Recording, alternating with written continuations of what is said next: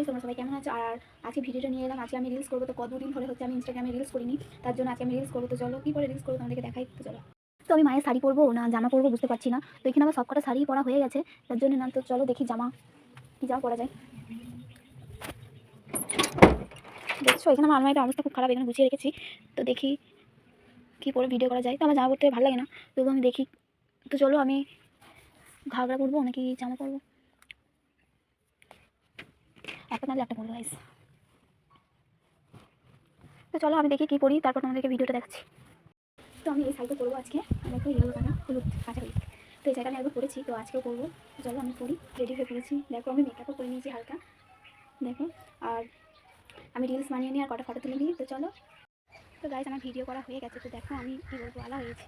তো চলো ভিডিওগুলো আমার সব ইনস্টাগ্রামে পোস্ট হবে। তো এই ভিডিওটা ভালো লাগলে লাইক কমেন্ট শেয়ার সাবস্ক্রাইব করে দিও। টাটা।